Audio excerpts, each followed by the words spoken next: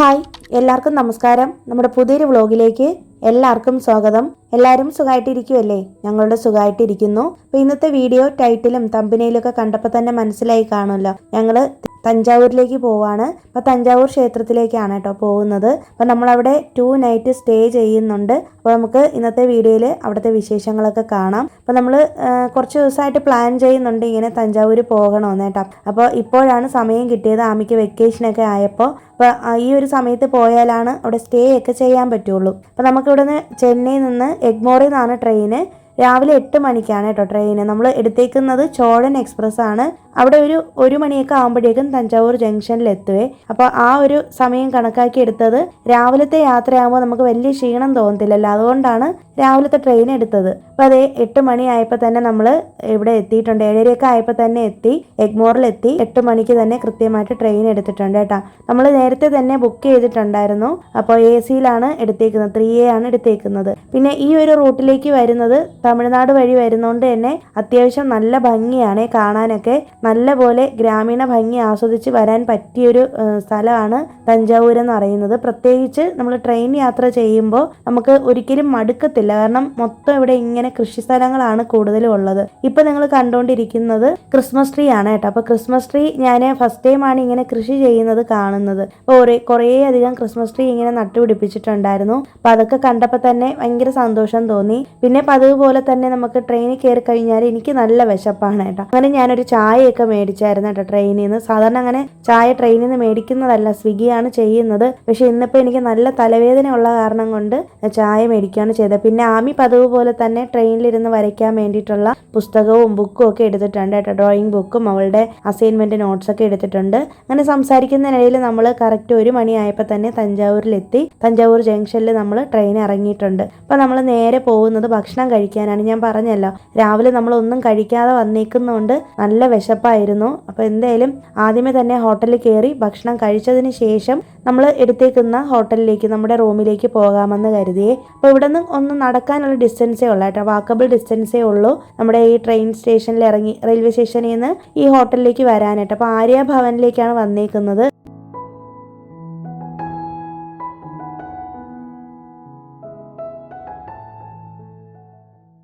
അപ്പോൾ ഇവിടെ വന്നപ്പോഴേക്കും ഉണ്ട് നല്ല തിരക്ക്.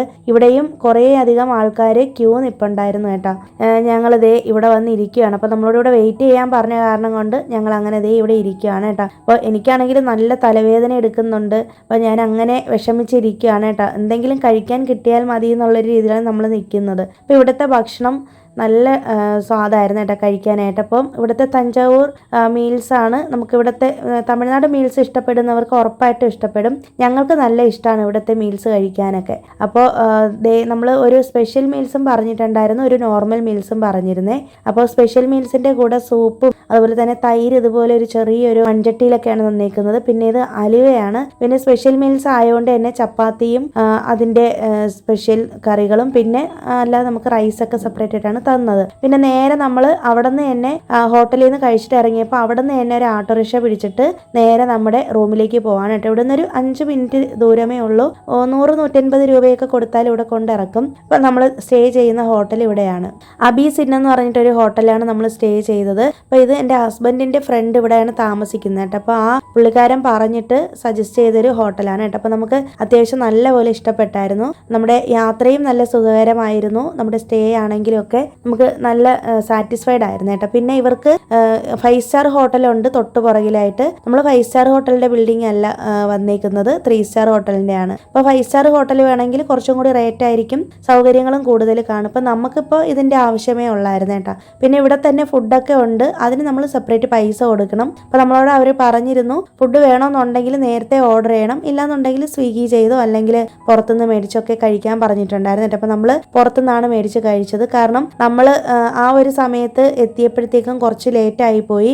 നമ്മളിവിടെ വന്ന സമയത്ത് ഇവിടെ വേറെ മാരേജിൻ്റെ ആൾക്കാരൊക്കെ ഉള്ളത് കൊണ്ട് ഭക്ഷണം തീർന്നു പോയി എന്ന് പറഞ്ഞു കേട്ടോ. പിന്നെ നമ്മൾ ഓർത്തു പുറത്തുനിന്ന് കഴിച്ചിട്ട് വരാമെന്ന്. നൈറ്റ് ആണെങ്കിലും ഞങ്ങൾ പുറത്തുനിന്ന് തന്നെയാണ് ഭക്ഷണം കഴിച്ചത്. അപ്പോൾ അത് ഇവിടെ ഒരു ചെറിയൊരു കബോർഡുണ്ട്. റൂമൊക്കെ അത്യാവശ്യം നല്ല വൃത്തിക്ക് തന്നെ തന്നെയാണ് ഇട്ടിരുന്നത് കേട്ടോ. അപ്പോൾ ഇതേ ഈ കബോർഡിനകത്ത് നമുക്ക് സാധനങ്ങളൊക്കെ കൊണ്ടുവന്ന് വെക്കാം. പിന്നെ ഒരു മിറർ ഉണ്ട്, പിന്നെ അത്യാവശ്യത്തിന് വിളിക്കാൻ വേണ്ടിയിട്ട് അവരുടെ ഫോൺ വെച്ചിട്ടുണ്ട്, പിന്നെ മെനു കാർഡ് ഉണ്ട്. മെനു കാർഡ് നോക്കിയിട്ട് നമുക്ക് ഓർഡർ ചെയ്യാം ഫുഡൊക്കെ. പിന്നെ AC-യുടെയും TV-യുടെ ഒക്കെ റിമോട്ട് ഇവിടെ ഉണ്ട്. എല്ലാം ഇവിടെ സെറ്റപ്പ് ചെയ്ത് വെച്ചിട്ടുണ്ട് കേട്ടോ. അപ്പോൾ നമുക്ക് നല്ലപോലെ ഇഷ്ടപ്പെട്ട ഒരു റൂമാണിത്. പിന്നെ ബാത്റൂം ആണെങ്കിലും അത്യാവശ്യം നല്ല വൃത്തിയുണ്ടായിരുന്നു കേട്ടോ. നമ്മളൊരു 3 സ്റ്റാർ ഹോട്ടലിൽ പോയാൽ എന്തൊക്കെ സൗകര്യങ്ങളോടെയാണുള്ളത് അതൊക്കെ തന്നെയാണ് ഉള്ളത്. നമുക്കിപ്പോൾ ജസ്റ്റ് ഇവിടെ ഒന്ന് ഫ്രഷായി ഉറങ്ങിയാൽ മാത്രം മതിയല്ലോ. അപ്പോൾ നമ്മൾ ഒരു 3 മണിയൊക്കെ ആയപ്പോഴേക്കും നമ്മൾ റൂമിലേക്ക് വന്നതാണ്. അപ്പോൾ നമുക്കൊരു 5 മണിയൊക്കെ ആകുമ്പോഴേക്കും ക്ഷേത്രത്തിൽ പോകണം. അപ്പോൾ അതിനിടയിൽ തന്നെ ഒന്ന് റെസ്റ്റ് എടുത്ത് കുളിച്ച് ഫ്രഷപ്പ് ആയതിന് ശേഷം ഞങ്ങളിത് ക്ഷേത്രത്തിൽ പോകാനായിട്ട് റെഡി ആയിട്ടുണ്ട് കേട്ടോ. അപ്പോൾ ഞാൻ ഇട്ടേക്കുന്ന ഈ ഡ്രസ്സ് കഴിഞ്ഞ വർഷം ഗുരുവായൂർ പോയപ്പോൾ അവിടെ നിന്ന് മേടിച്ചതാണ്. അപ്പോൾ ഞാനിതങ്ങനെ ഇടാറില്ല ഈ ടോപ്പ്. ഞാൻ ഒരേ ഒരു തവണ കഴിഞ്ഞ പ്രാവശ്യം നമ്മൾ തിരുവനന്തപുരത്തെ പത്മനാഭസ്വാമി ക്ഷേത്രത്തിൽ ഇട്ടതാണ് കേട്ടോ. പിന്നെ അത് കഴിഞ്ഞിട്ട് ഇപ്പോഴാണ് ഇടുന്നത്. പിന്നെ അതേ ആമിയുടെ ഈ ഡ്രസ്സ് ഞാൻ മീഷോയിൽ നിന്ന് അവൾക്ക് എടുത്തു കൊടുത്തതാണ്. ഇതിന്റെ ലിങ്ക് ഞാൻ ഡിസ്ക്രിപ്ഷനിൽ കൊടുത്തേക്കാമേ. നല്ല സോഫ്റ്റ് ആയിട്ടുള്ള മെറ്റീരിയൽ ആണ്, ക്രേപ്പ് പോലത്തെ ഒരു മെറ്റീരിയൽ ആണ് കേട്ടോ. നല്ല തുണിയാണ്. അപ്പോൾ അത്യാവശ്യം നല്ല ഭംഗിയുണ്ട്. അപ്പം ഇവിടെ വരുന്നത് കൊണ്ട് ക്ഷേത്രത്തിലല്ലേ പോകുന്നത്, അതുകൊണ്ടാണ് ഇങ്ങനത്തെ ട്രഡീഷണൽ ആയിട്ടുള്ള ഡ്രസ്സ് എടുത്തത്. ഞാൻ ഇതിന്റെ കൂടെ ഇട്ടേക്കുന്ന ഈ ഷാൾ ഉണ്ടല്ലോ, റെഡ് കളർ ഷാളും ഞാൻ മീഷോയിൽ നിന്ന് എടുത്തിട്ടുള്ളതാണ് കേട്ടോ. ലെഗിൻസും മീഷോയിൽ നിന്ന് എടുത്തതാണ്. അപ്പോൾ അതിന്റെയും കൂടി ലിങ്ക് ഞാൻ എന്തായാലും കൊടുത്തേക്കാമേ നമ്മുടെ ഡിസ്ക്രിപ്ഷൻ ബോക്സിൽ. അപ്പോൾ അതേ നമ്മൾ റെഡിയായി നിൽക്കുവാണ്. അപ്പോൾ ഹസ്ബൻഡ് ഇവിടെ ആട്ടയൊക്കെ ബുക്ക് ചെയ്തുകൊണ്ട് നിൽക്കുവാണ് കേട്ടോ. അപ്പോൾ അതിന് മുന്നേ തന്നെ നമ്മുടെ ഡ്രസ്സൊക്കെ ഒന്ന് നിങ്ങൾക്ക് കാണിച്ചു തരാൻ വേണ്ടിയിട്ടൊന്ന് വീഡിയോ എടുക്കുന്ന ബഹളമാണ് ഞാനും ആമിയും കൂടി. അപ്പോൾ ഹസ്ബൻഡ് അവിടെ റാപ്പിഡോയിൽ ആട്ടോ ബുക്ക് ചെയ്തിട്ടുണ്ട്. അപ്പോൾ നമുക്ക് നല്ലൊരു ആട്ടോ ഡ്രൈവറിനെ കിട്ടിയായിരുന്നു കേട്ടോ. അപ്പോൾ ആ ആട്ടോ ഡ്രൈവറിന്റെ കെയർ ഓഫിൽ 2-3 പേരുടെ നമ്പരും കൂടി ഞങ്ങൾ മേടിച്ച് വെച്ചു. കാരണം പിറ്റേ ദിവസവും നമുക്കിനി ക്ഷേത്രത്തിൽ പോകണം. ഫസ്റ്റ് ഡേ നമ്മൾ വൈകുന്നേരമാണ് പോയത് കേട്ടോ. അപ്പം വൈകുന്നേരം പോയി ഒന്ന് തൊഴണമെന്ന് നല്ല ആഗ്രഹം ഉണ്ടായിരുന്നു. ശരിക്കും പറഞ്ഞാൽ ഞങ്ങൾ ഇങ്ങോട്ടേക്ക് വരാനുള്ള മെയിൻ റീസൺ തന്നെ ആമിയാണ്. ആമിക്ക് 3rd സ്റ്റാൻഡേർഡിൽ ഇവിടുത്തെ തഞ്ചാവൂർ ക്ഷേത്രത്തിനെ കുറിച്ച് പഠിക്കാനായിട്ടുണ്ടായിരുന്നു കേട്ടോ. അപ്പോൾ അവള് ഞങ്ങളോട് ഇത് ആ ഒരു ടോപ്പിക്ക് വന്ന സമയം തൊട്ടേ പറയുന്നുണ്ട്, ഈ ക്ഷേത്രത്തിൽ കൊണ്ടുപോകുമെന്ന് ചോദിക്കുന്നുണ്ടായിരുന്നു കേട്ടോ. അപ്പം ഞങ്ങൾക്കും പോയിട്ടില്ലല്ലോ, നമുക്കും പോകണമെന്ന് ആഗ്രഹം ഉള്ളത് കൊണ്ട് അങ്ങനെ പ്ലാൻ ചെയ്ത് വന്നതാണ്. ശരിക്കും പറഞ്ഞാൽ 1 വർഷം മുന്നേ പ്ലാൻ ചെയ്യുന്നതാണ് ഈ വെക്കേഷന് പോകാമെന്നുള്ളത്. അപ്പം അങ്ങനെ വന്നതാണ് കേട്ടോ. പിന്നെ മറക്കാതെ നിങ്ങളിൽ ആരൊക്കെയാണ് തഞ്ചാവൂർ ഇതിന് മുന്നേ പോയിട്ടുള്ളതെന്നൊന്ന് കമൻറ്റ് ചെയ്തേക്കാം കേട്ടോ. ഞങ്ങളുടെ ആദ്യത്തെ ട്രിപ്പാണ്, അതുകൊണ്ട് തന്നെ ഞാൻ ഭയങ്കര എക്സൈറ്റഡ് ആയിരുന്നു കേട്ടോ. ഞാനും ഹസ്ബൻഡും മോളും അതെ. അപ്പം നിങ്ങളിവിടെ വന്നിട്ടുണ്ടോ, ആദ്യമായിട്ടാണോ വീഡിയോയിലൂടെയാണോ നിങ്ങളിപ്പോൾ ഈ ക്ഷേത്രം കാണാൻ പോകുന്നത്, ഇതൊക്കെ ഒന്ന് കമൻറ്റ് ചെയ്തേക്കാം കേട്ടോ. മറക്കരുതേ. നിങ്ങൾ പോയിട്ടുണ്ടെങ്കിൽ നിങ്ങൾക്ക് അന്നുണ്ടായ എക്സ്പീരിയൻസും കാര്യങ്ങളൊക്കെ ഒന്ന് ഷെയർ ചെയ്യാം കേട്ടോ, മറക്കാതെ. അപ്പോൾ ഈ വഴിയിലൂടെ വന്നപ്പോൾ 1 വർഷം മുന്നേ ഇതുപോലെ ഹസ്ബൻഡ്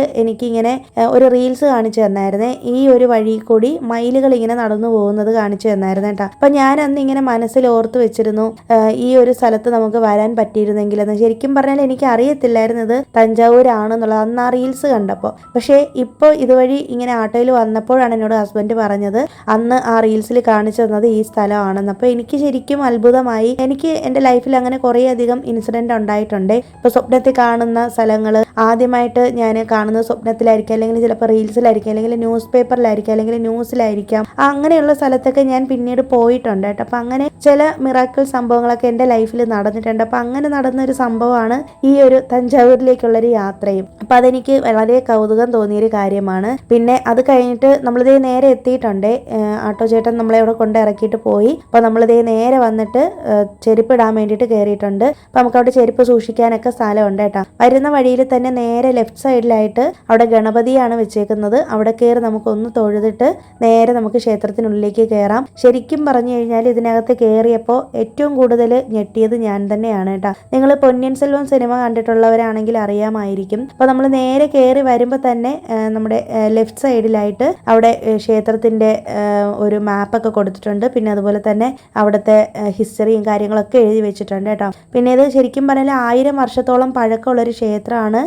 ഇത് തഞ്ചാവൂരിലെ ബൃഹദീശ്വര ക്ഷേത്രം എന്നും അറിയപ്പെടുന്നുണ്ട്. ശിവക്ഷേത്രമാണ്. അപ്പോൾ ചോള രാജാക്കന്മാരുടെ കാലത്താണ് ഇത് നിർമ്മിച്ചേക്കുന്നത്. രാജരാജ ചോളനാണ് ഈ ഒരു ക്ഷേത്രം നിർമ്മിച്ചേക്കുന്നത്. അപ്പോൾ രാജരാജ ചോഴൻ ഭയങ്കരമായിട്ടുള്ളൊരു ശിവഭക്തനായിരുന്നു എന്നാണ് പറയപ്പെടുന്നത് കേട്ടോ. അപ്പോൾ അങ്ങനെ ശിവനോടുള്ള ഭക്തി കാരണം അദ്ദേഹം പണി കഴിപ്പിച്ചൊരു ക്ഷേത്രമാണ് ഇതത്രേ. 1000 വർഷം പഴക്കമുള്ളൊരു ക്ഷേത്രത്തിലാണ് നമ്മളിപ്പോൾ നിൽക്കുന്നത്. അപ്പം ഞാനിങ്ങനെ പറയുമായിരുന്നു ഹസ്ബൻഡിനോട്, നമ്മളൊക്കെ എത്ര ഭാഗ്യം ചെയ്തതാണ്. അപ്പോൾ എന്നോട് ഹസ്ബൻഡ് ഇങ്ങോട്ട് പറഞ്ഞത്, ഈ സ്ഥലത്തൊക്കെ എത്ര മഹാന്മാർ നിന്നിട്ടുള്ള സ്ഥലമായിരിക്കും അല്ലേ, അവിടെ അവിടെയല്ലേ നമ്മൾ വന്ന് നിൽക്കുന്നതെന്ന് കേട്ടോ. വളരെ ശരിയാണ് കേട്ടോ. ശരിക്കും പറഞ്ഞു കഴിഞ്ഞാൽ അത്ഭുതം തന്നെയാണ്. വർഷങ്ങൾക്ക് മുൻപ് 1000 വർഷങ്ങൾക്ക് മുൻപ് ഇന്നത്തെ രീതിയിലുള്ള ഒരു ടെക്നോളജിയും ഇല്ലാതെ വെറും മനുഷ്യന്റെ ബുദ്ധിയും ശക്തിയും ഉപയോഗിച്ച് കെട്ടിയിരിക്കുന്ന ഒരു ക്ഷേത്രമാണ്. നമുക്ക് വിശ്വസിക്കാൻ പറ്റത്തില്ല, അത്രയ്ക്കും മനോഹരമാണ് ഇവിടെ. അപ്പോൾ നിങ്ങൾ ലൈഫിൽ 1 ടൈം എങ്കിലും വന്ന് കാണേണ്ട ഒരു സ്ഥലം തന്നെയാണ് കേട്ടോ. മസ്റ്റ് വിസിറ്റ് ആയിട്ടുള്ളൊരു സ്ഥലമാണ്.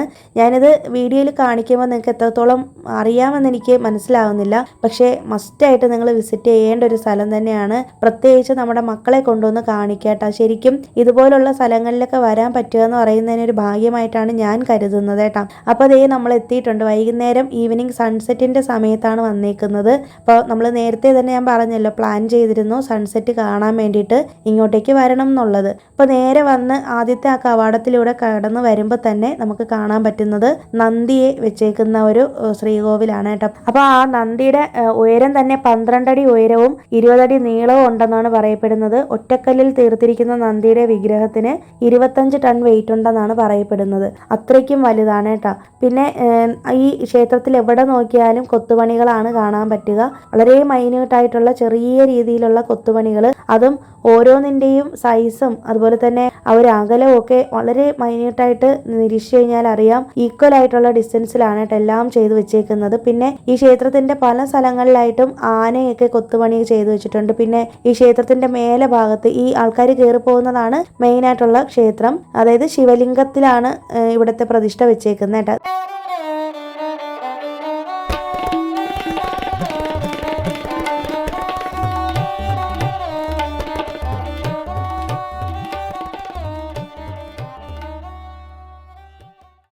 അപ്പോൾ ഈ നന്ദിയുടെ വെയിറ്റിൻ്റെ കാര്യമാണ് പറഞ്ഞത് നേരത്തെ. 25 ടൺ വെയിറ്റ് ഉണ്ട്. ഇതേ നമ്മൾ ക്ഷേത്രത്തിനകത്തേക്ക് കയറാൻ വേണ്ടിയിട്ട് പോവാണ് കേട്ടോ. അപ്പോൾ നന്ദിയുടെ നേരെ ഫ്രണ്ടിലാണ് ശിവലിംഗത്തിൻ്റെ പ്രതിഷ്ഠ ഇരിക്കുന്നത്. അപ്പോൾ ക്ഷേത്രത്തിനകത്ത് നമുക്ക് വീഡിയോ എടുക്കാനോ ഒന്നും പറ്റത്തില്ല. അപ്പോൾ അതുകൊണ്ട് ഞങ്ങൾ നേരെ കയറി തൊഴുതതിന് ശേഷം പുറത്തേക്ക് ഇറങ്ങി വന്നു. അപ്പോൾ ഒരു 6:30 ആയപ്പോഴേക്കും ഉണ്ട് ഇവിടെ ലൈറ്റ് ഇട്ടിട്ടുണ്ട് കേട്ടോ. അപ്പോൾ ആകാശമൊക്കെ കിടക്കുന്നുണ്ടോ, ഒന്ന് നല്ല ഭംഗിയായിട്ടാണ്, നീല കളറിൽ കിടക്കുക, നല്ല ഭംഗിയുണ്ട് കാണാനായിട്ട്. അപ്പോൾ ഞങ്ങൾ തൊഴുത് ഒക്കെ ഇറങ്ങിയിട്ടുണ്ട് കേട്ടോ. അത്യാവശ്യം നല്ല ക്യൂ ഉണ്ടായിരുന്നു. പക്ഷെ എന്നാലും ഒരു തിരക്കോ തിക്കോ ഒന്നും ഇല്ലാതെ തന്നെ നമുക്ക് പെട്ടെന്ന് തൊഴുതിട്ട് ഇറങ്ങാനായിട്ട് സാധിച്ചേട്ടാ. പിന്നെ ഉള്ളിൽ നല്ല ചൂടുണ്ടായിരുന്നേ, നല്ല ചൂടെടുത്തു. പിന്നെ ഇപ്പം മെയ് മാസം ആയതുകൊണ്ടാണ് ഇത്രയും ചൂടെന്നാണ് അവർ പറഞ്ഞത് അവിടെ. പിന്നെ ഇവിടെ വന്ന് എങ്ങനെയൊക്കെ വീഡിയോ എടുക്കണമെന്ന് പോലും എനിക്ക് അറിയത്തില്ല കേട്ടോ. അത്രയ്ക്കും കൺഫ്യൂഷൻ. എവിടെ നിന്നാലും ഫ്രെയിമാണ്. അത്രയ്ക്കും മനോഹരമായിട്ടുള്ള ഫ്രെയിമുകളിലൂടെയാണ് നമ്മൾ നടന്ന് നീങ്ങുന്നത്. അപ്പോൾ ഈ ലൈറ്റൊക്കെ ഇട്ട് കഴിഞ്ഞപ്പോഴേക്കും ഉണ്ടല്ലോ നല്ല ഗോൾഡ് കളറിൽ ഇരിക്കുവാണ് ക്ഷേത്രം. ഇത് കാണാൻ തന്നെ എന്തൊരു ഭംഗിയാണെന്നറിയാമോ. പിന്നെ ഇവിടെ മെയിനായിട്ട് പ്രതിഷ്ഠകളുള്ളത് ശിവന്റെ പ്രതിഷ്ഠയുണ്ട്, അതാണ് പ്രധാന പ്രതിഷ്ഠ. പിന്നെ ഒറ്റക്കല്ലിൽ തീർത്തിട്ടുള്ള ശിവന്റെ പ്രതിഷ്ഠയ്ക്ക് 8.7 മീറ്റർ ഹൈറ്റ് ആണ് കേട്ടോ ഉള്ളത്. പിന്നെ പെരിയ നായികി അമ്മാളുണ്ട്, അതായത് ദേവീ ക്ഷേത്രം. പിന്നെ സുബ്രഹ്മണ്യനുണ്ട്, അതായത് മുരുകനുണ്ട്. പിന്നെ ഗണപതിയുണ്ട്. പിന്നെ ഉപദേവതമാരായിട്ട് ദക്ഷിണമൂർത്തി, സൂര്യൻ, ചന്ദ്രൻ, ഇന്ദ്രൻ, അഗ്നി, വായു, അങ്ങനെ കുബേരൻ, യമൻ, ഇങ്ങനെയുള്ള ഉപദേവതമാരും ഉണ്ട്. അപ്പൊ ക്ഷേത്ര ഗോപുരമൊക്കെ ദേ കണ്ടോ, ഞാനൊന്ന് സൂം ചെയ്ത് നിങ്ങൾക്ക് കാണിച്ചു തരാം. എന്ത് ഭംഗിയായിട്ടാണ് അവർ കൊത്തുപണികൾ ചെയ്തേക്കുന്നത് നോക്കി. ഇവിടെ മൊത്തം പ്രാവുകൾ ഇരിക്കുവാണ് കേട്ടോ. ബേർഡ്സ് ഒക്കെ വന്നിങ്ങനെ ഇരിക്കും. ഞാനിവിടെ വന്നപ്പോൾ ശ്രദ്ധിച്ചൊരു കാര്യം, എവിടെ നോക്കിയാലും മയിലിന്റെ സൗണ്ട് കേൾക്കുന്നുണ്ട്. പക്ഷേ ഒരു മയിലിനെ പോലും നേരിട്ട് കണ്ടിട്ടില്ല. ഒരുപാട് മയിലിന്റെ സൗണ്ട് ഇങ്ങനെ കേട്ടോണ്ടേ ഇരുന്നു കേട്ടോ.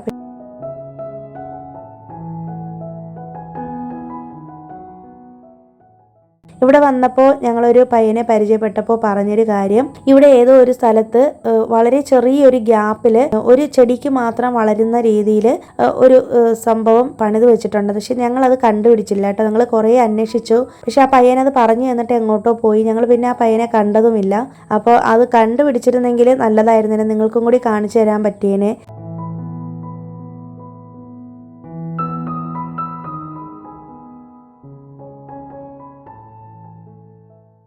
ഇപ്പോൾ ഈ പടിക്കെട്ട് കണ്ടോ, ആ ഒരു സ്ഥലത്ത് കൂടി കയറി പോകേണ്ടത് ദക്ഷിണാമൂർത്തിയുടെ പ്രതിഷ്ഠ വെച്ചേക്കുന്നിടത്താണ് കേട്ടോ. അപ്പം ഞങ്ങൾ അവിടെയൊക്കെ പോയി തൊഴുതിട്ടുണ്ടായിരുന്നു. ഇതിൻ്റെ തന്നെ ചെറിയൊരു മഴച്ചാട്ടിലും മഴക്കോളും ഒക്കെ വന്നിട്ടുണ്ടായിരുന്നു കേട്ടോ. ഞാൻ നാട്ടിലെ അമ്മയൊക്കെ ഫോൺ ചെയ്ത് ഈ കോവിലൊക്കെ കാണിച്ചു കൊടുത്തായിരുന്നു കേട്ടോ. അപ്പോൾ അവരൊക്കെ ഭയങ്കര ഹാപ്പിയായി. കണ്ടപ്പോൾ തന്നെ എല്ലാവരും ഇങ്ങനെ ഞെട്ടിയിരിക്കുകയാണ്. അപ്പോൾ ഞങ്ങൾക്കും ശരിക്കും പറഞ്ഞു കഴിഞ്ഞാൽ ഇത് കണ്ടതിൻ്റെ അത്ഭുതം മാറിയിട്ടില്ല എന്ന് വേണമെങ്കിൽ പറയാം. അത്രയ്ക്കും മനോഹരമായിട്ടാണ് ഈ ഒരു ക്ഷേത്രം പണിതേക്കുന്നത്. എനിക്ക് ശരിക്കും പറഞ്ഞാൽ വാക്കുകൾ കൊണ്ട് പറയാനേ പറ്റുന്നില്ല കേട്ടോ. അത്രയ്ക്കും എന്ത് ഭംഗിയായിട്ടാണ് ചെയ്തേക്കുന്നത്. ടെക്നോളജി ഇല്ലാത്ത കാലത്ത് ഇത്രയും ഭംഗിയായിട്ട് അവർ ചെയ്തിട്ടുണ്ടെങ്കിൽ അവരുടെ ആ ഒരു എഫേർട്ടാണ് ഞാൻ ആലോചിച്ചത് കേട്ടോ. പിന്നെ ഏറ്റവും വലിയൊരു പ്രത്യേകത യുനെസ്കോയുടെ ലോക പൈതൃക പട്ടികയിൽ ഈ ഒരു ക്ഷേത്രം ഇടം പിടിച്ചിട്ടുണ്ട് എന്നുള്ളതാണ് കേട്ടോ. നിങ്ങൾ പലർക്കും അറിയാമായിരിക്കും. കാരണം ഇവിടുത്തെ ഒരു കൺസ്ട്രക്ഷൻ തന്നെയാണ് അതിന്റെ മെയിൻ ആയിട്ടുള്ളൊരു കാരണം. പിന്നെ ഇവിടെ വന്നിട്ട് നേരെ നമ്മൾ വന്ന് ഇവിടുന്ന് പ്രസാദം മേടിച്ചിട്ടുണ്ട്. അപ്പൊ ഇവിടെ ഒരു ഒറ്റ കൗണ്ടറേ ഉള്ളൂ പ്രസാദം മേടിക്കാനായിട്ട്. അപ്പൊ ഇവിടെ ക്ഷേത്രത്തിൽ ഉണ്ടാക്കുന്ന ഭക്ഷണം തന്നെയാണ് പ്രസാദമായിട്ട് തരുന്നത്. അപ്പൊ നമ്മൾ അതിരസവും ബാദുഷയാണ് മേടിച്ചിട്ടുണ്ടായിരുന്നത്. നമ്മൾ അതൊക്കെ ഒന്ന് കഴിച്ചിട്ട് ഒന്നും കൂടി ഒന്ന് ചുറ്റിക്കറങ്ങി വീഡിയോ എടുക്കാമെന്ന് കരുതിയിട്ട് ഞങ്ങൾ മാക്സിമം എത്രത്തോളം ഇവിടെ ഇരിക്കാൻ പറ്റുമോ അത്രത്തോളം ഇരിക്കാം എന്നുള്ള പ്ലാനിങ്ങിലാണ് വന്നേക്കുന്നത്. അപ്പം അങ്ങനെ മാക്സിമം ഞങ്ങൾ ഇവിടെ ഇരുന്ന് കുറേ നേരം ഇങ്ങനെ നോക്കിയിരുന്ന് കേട്ടോ. കുറേ നേരം ഇവിടെ നല്ല കാറ്റാണ്. വൈകുന്നേരം എപ്പോൾ വന്നു കഴിഞ്ഞാലും നല്ല കാറ്റാണ്. വൈകുന്നേരം സമയത്ത് വരുന്നതാണ് കുറച്ചും കൂടി ഭംഗി.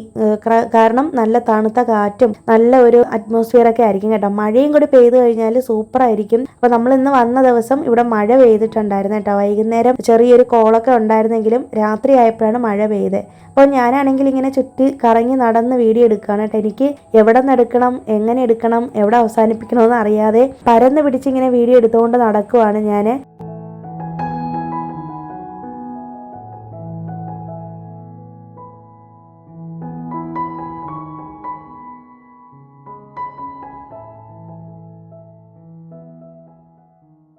നമ്മുടെ നന്ദിയെ വെച്ചേക്കുന്ന ഒരു ഗോപുരത്തിന്റെ ആ ഭാഗത്താണ് കേട്ടോ ഞാനിപ്പോൾ സൂം ചെയ്ത് കാണിച്ചത്. അവിടെ ശിവശിവ എന്ന് എഴുതി വെച്ചിട്ടുണ്ട്.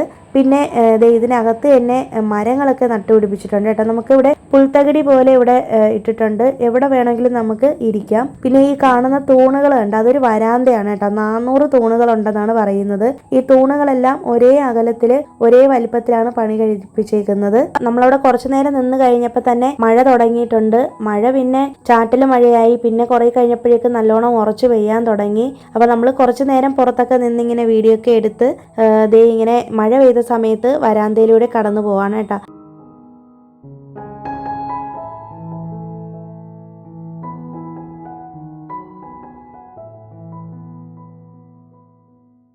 അപ്പോൾ ഹസ്ബൻഡ് നടക്കുന്ന ഈ വരാന്തയുടെ തൂണിൻ്റെ കാര്യമാണ് പറഞ്ഞത്. 400 തൂണുകളാണ് ഉള്ളതെന്ന്. അപ്പോൾ ഇതിൻ്റെ റൈറ്റ് സൈഡിൽ നമ്മൾ നടന്നു പോകുമ്പോൾ എല്ലാം ശിവലിംഗമാണ് കേട്ടോ. കുറേ അധികം ശിവലിംഗം ഇങ്ങനെ വെച്ചിട്ടുണ്ട്. ഫുള്ള് ഇങ്ങനെ ലോക്ക് ചെയ്താണ് വെച്ചേക്കുന്നത്. അപ്പോൾ എനിക്കത് ഭയങ്കര ഒരു അത്ഭുതമായിട്ട് തോന്നി. ഞാൻ പറഞ്ഞല്ലോ രാജരാജ ചോഴൻ ഒരു ശിവഭക്തനായിരുന്നു എന്ന്. അപ്പോൾ അതുകൊണ്ട് തന്നെ ശിവലിംഗം ഒരുപാട് ഇങ്ങനെ വെച്ചിട്ടുണ്ട് കേട്ടോ. അപ്പോൾ ഈ വരാന്തയിലൂടെ നടന്നു പോകാനായിട്ട് നല്ല രസമായിരുന്നേ. നല്ല തണുത്ത കാറ്റും ചെറിയ ചാറ്റൽ മഴയും ഒക്കെ ആയിട്ട്. അപ്പോൾ നമ്മളിങ്ങനെ ശരിക്കും പറഞ്ഞു കഴിഞ്ഞാൽ ഇവിടെ വന്ന് സമയം പോകുന്നത് അറിയത്തില്ല. നമ്മളിങ്ങനെ ചുറ്റും നടന്ന് കണ്ട് കുറച്ചു നേരം റിലാക്സ് ചെയ്തൊക്കെ ഇരുന്ന് ശരിക്കും പറഞ്ഞു കഴിഞ്ഞാൽ ഇവിടെ വന്ന് കഴിഞ്ഞിട്ടുണ്ടെങ്കിലുണ്ടല്ലോ നമ്മൾ ഏതോ ഒരു വണ്ടർലാൻഡിൽ വന്ന പോലെയാണ്. കാരണം നമ്മളിത് സ്വപ്നം കാണുകയാണോ എന്ന് വരെ തോന്നിപ്പോകും കേട്ടോ. അത്രയ്ക്കും മനോഹരമാണ്. നമ്മൾ സാധാരണ ഇങ്ങനത്തെ ക്ഷേത്രങ്ങൾ എപ്പോഴും ഒന്നും നമ്മൾ പോകാറില്ലല്ലോ. ഇങ്ങനെ തമിഴ്നാട്ടിലെ ക്ഷേത്രങ്ങളൊക്കെ ഇതുപോലെ ആണെങ്കിലും നമ്മളങ്ങനെ എപ്പോഴും ഒന്നും കാണുന്നതല്ലല്ലോ. അതുകൊണ്ട് തന്നെ നമുക്കിതൊരു എൻ്റെ ഒരു ഫസ്റ്റ് എക്സ്പീരിയൻസ് ആയ കാരണം കൊണ്ട് എനിക്കതൊരു വലിയൊരു അത്ഭുതമായിട്ട് തന്നെയാണ് തോന്നിയത്. അപ്പോൾ അതേ നമ്മൾ കുറേ വീഡിയോസും റീൽസും കാര്യങ്ങളൊക്കെ എടുത്തിട്ടുണ്ട്.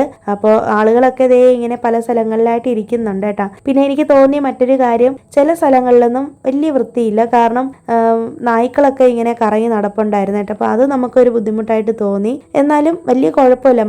തമിഴ്നാട്ടിലെ മറ്റ് സ്ഥലങ്ങൾ വെച്ച് നോക്കുമ്പോൾ ഇതിനുള്ളിൽ വലിയ കുഴപ്പമില്ല എന്നാണ് എനിക്ക് തോന്നിയൊരു കാര്യം. അപ്പോൾ അതേ നമ്മൾ വരാന്തയിലൂടെ ഇങ്ങനെ നടന്നുകൊണ്ടിരിക്കുവാണ്.